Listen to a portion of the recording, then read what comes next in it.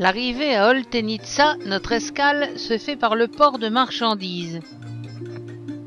L'activité y est modeste comme on s'y attendait un peu, et nous croisons quelques barges transportant bois et métaux. La région est spécialisée dans l'industrie du jouet de bois, prospère dans tous les pays de l'Est, et aussi dans l'organisation de croisières vers l'amont ou vers le delta.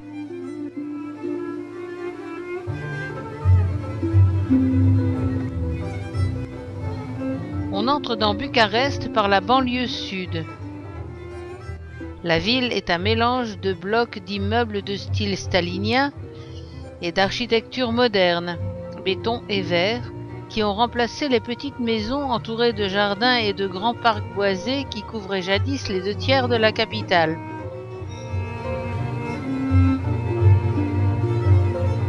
Le climat de la région est continental, glacial et venteux en hiver, brûlant et sec en été. L'urbanisation à outrance a intensifié ces variations, à quoi s'ajoute la pollution créée par un accroissement continu du nombre de véhicules. Sans transition, on passe du style communiste éclectique au style néoclassique grandiloquent et uniforme voulu par Ceausescu. Le boulevard de l'Union est une avenue qui devait symboliquement surpasser les Champs-Élysées avec quelques décimètres de largeur et quelques mètres de longueur en plus du modèle parisien.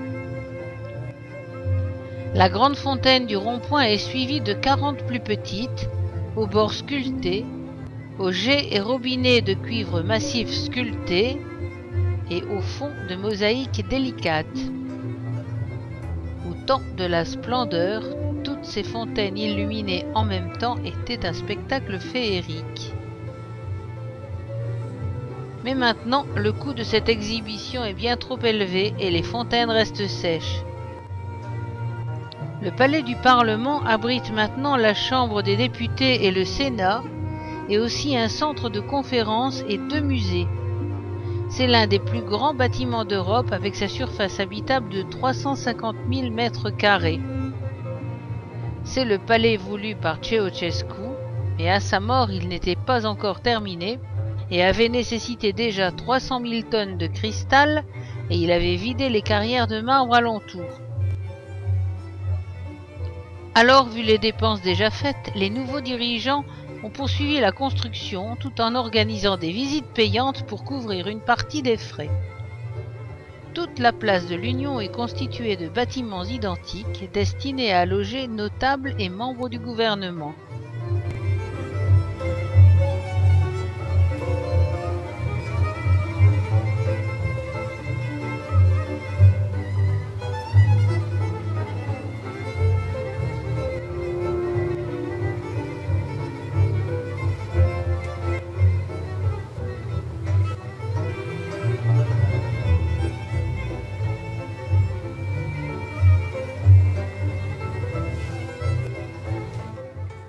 En roulant vers le nord, on aperçoit des boulevards un peu plus aérés, des parcs rescapés du saccage par les promoteurs immobiliers.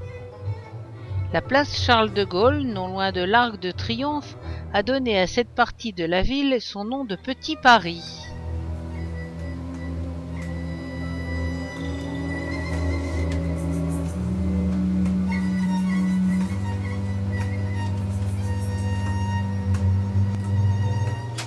Puis la place des Aviateurs, et l'on arrive au bord du lac Erastrao, un lieu de repos très prisé au nord de la ville. Le musée national du village roumain est un écomusée en plein air qui retrace la vie rurale et les traditions du pays. Il a été inauguré en 1936 et couvre maintenant une superficie de 12 hectares. Cette première maison de la région de Bantsu était habitée par des Sicules, population descendant des Hongrois. L'habitation des humains était moins importante que les granges, étables et greniers destinés à abriter animaux et réserves. L'intérieur est remarquable pour ses meubles peints, sa cheminée carrelée, ses tapis aux motifs géométriques dans la grande salle.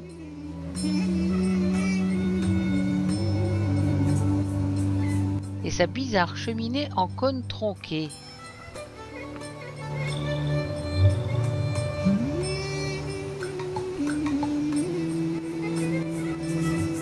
Dans le pré qui entoure l'église, on croise des pierres tombées à l'ancienne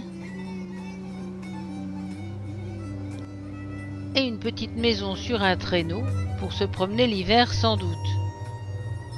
Cette église provient de Dragomiresti et fut construite en 1722.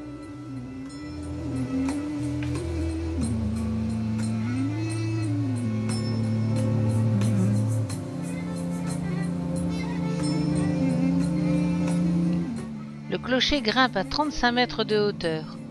Couvert d'écailles de bois légères et dessinant des motifs réguliers, il donne un élan vertical à ce bâtiment par ailleurs massif à l'origine.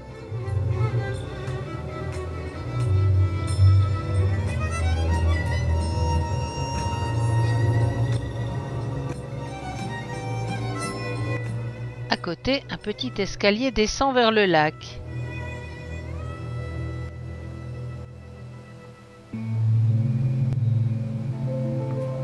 Autre église en bois, d'allure aussi massive que la première, mais juste surmontée d'un genre de pigeonnier pour abriter la cloche. Les enclos sont faits main et chaque latte de bois est sculptée. Ici, on remonte au Moyen-Âge.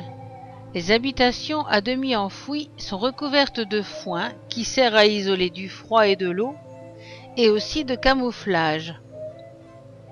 Les enclos ont des épines, mais les linteaux de porte sont soigneusement sculptés de motifs agricoles, de motifs traditionnels. Et même le portail construit en 2010 d'après les originaux de la région est décoré. La maison de Switchy est typique de l'architecture du XIXe siècle. La maison est composée de 2 bâtiments posés à angle droit, l'un étant la résidence des parents, le second celle du fils aîné quand il se marie. Bâtis sur un socle de pierre, les murs sont faits de troncs de bouleau enduits de plâtre blanc.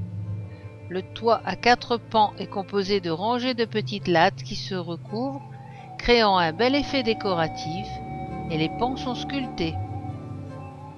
Alentour se trouvent toujours étables et greniers sur pilotis pour le maïs et le foin, et un puits évidemment. Maisons de bois et de chaume des montagnes au début du XIXe siècle. Les troncs d'arbres constituant les murs sont enduits de résine pour l'étanchéité des murs.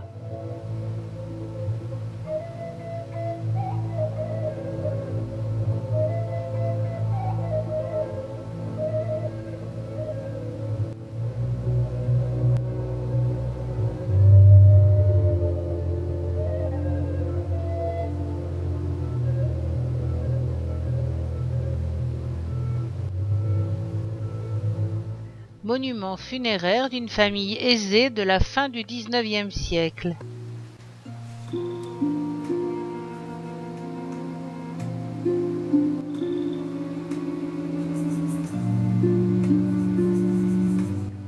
Cette maison provient de la région de Tiliska et date de 1847. C'est une région montagneuse où l'on pratique encore la transhumance des moutons, qui voyagent des sommets du mont Sindrel jusqu'aux plaines du Danube. Les murs sont en bouleau et les lattes couvrant le toit peuvent atteindre 1 mètre de long. La véranda, les porches, la porte d'entrée sont soigneusement décorés et sculptés. Le mode de vie de ces populations est un grand facteur de cohésion et de transmission des coutumes dans la région. Une dernière habitation provenant de Moisénie, une région de collines où vivent bergers, forestiers et exploitants de vergers. La clôture de branches tressées est coupée par une porte originale. Un tronc d'arbre horizontal pivote sur un autre tronc d'arbre vertical. L'habitation est massive, les murs constitués d'énormes planches de chêne, les toits de bardeaux de chêne également.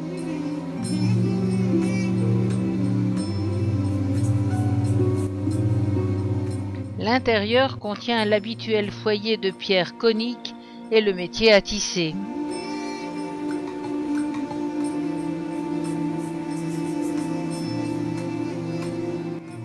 Le linteau des portes est minutieusement sculpté, des cordes, des zigzags, des entailles et surtout protégé par la croix porte-bonheur.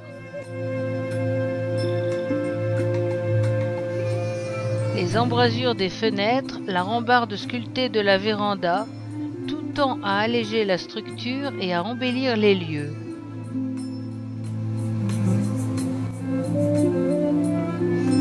Et l'on quitte l'écomusée pour continuer vers le nord. On se dirige vers l'avenue de la Victoire, la plus ancienne de Bucarest. Ici s'est jouée l'indépendance de la Roumanie contre l'Empire ottoman en 1878. Le musée Georges Enescu se trouve au bout de cette artère, mais on ne le verra pas. L'Athénée, palais du XIXe siècle élevé par souscription publique, est devenu depuis un hôtel. Le grand bâtiment de la bibliothèque universitaire Charles Ier, la plus grande d'Europe de l'Est. Devant caracole la statue du roi Charles, d'origine allemande.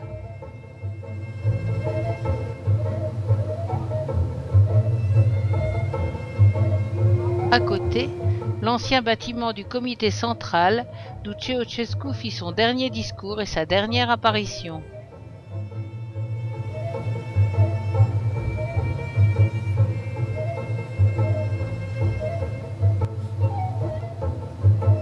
Ce petit théâtre a la particularité d'avoir un toit amovible.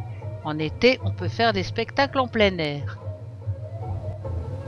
Très rapide aperçu des ruelles du centre-ville et traversée de la Dąbrowica, l'une des deux rivières qui coupent la ville. On arrive sur la colline de la métropole, où la statue de Serban Ier tient la Bible, car il fit changer la langue de la liturgie en supprimant le slavon au profit du roumain. Le palais de la Chambre des députés, de style néoclassique, est un musée administré par le patriarcat depuis 1997. L'arrière de l'église du patriarcat, construite en 1658, est dédiée à Constantin Ier et à Sainte-Hélène. Le clocher, de briques rouges, est l'ancienne porte d'entrée du complexe monastique qui se trouvait jadis enclos dans un mur d'enceinte. Et le palais patriarcal, avec sa chapelle et ses ailes multiples ajoutées à l'époque de Constantin Sherban vers 1660. D'ici, on aperçoit l'entrée de la muraille qui fermait jadis le complexe monastique. Et voici la façade de l'église du patriarcat. Les trois clochers ont été construits en 1698, 40 ans après l'église, avec les colonnes déterminant un vaste porche surmonté d'icônes qui représentent les 12 apôtres.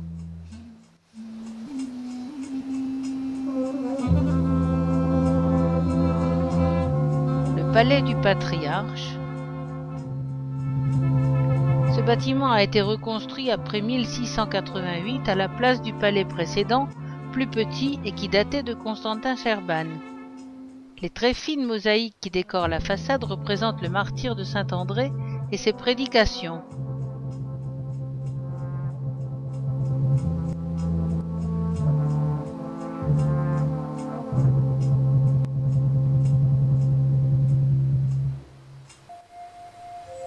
Plusieurs ailes ont été ajoutées à partir de 1932, dont celle-ci, au porche protégé par la Vierge,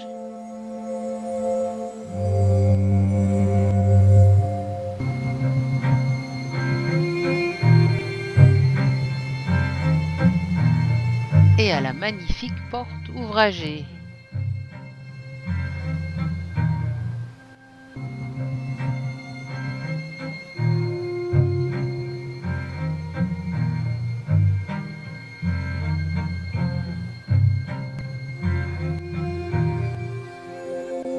porche de la cathédrale, construite en 1658, les figures qui ornent le plafond sont les mêmes que celles qui ornent le centre des 3 dômes à l'intérieur.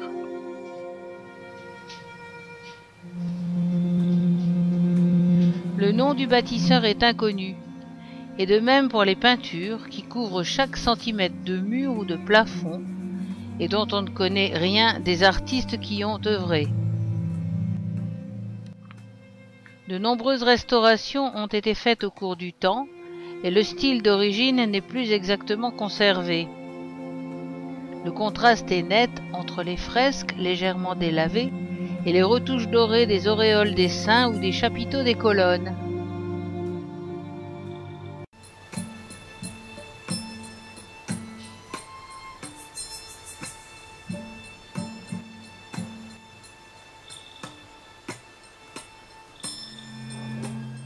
Constantin et Hélène, les dédicataires.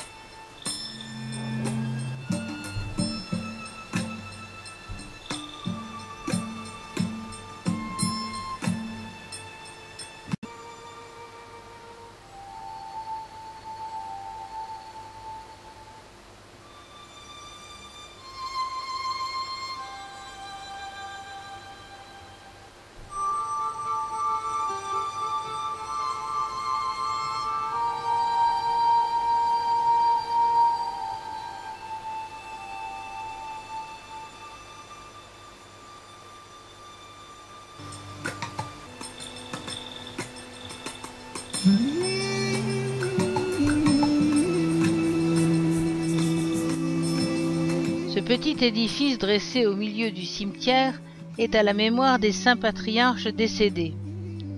La piété des fidèles y est intense et le décor de même facture que dans l'église.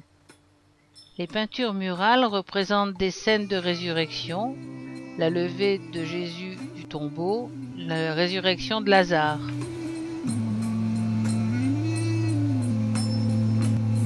Au retour, on croise quelques églises à l'architecture intéressante.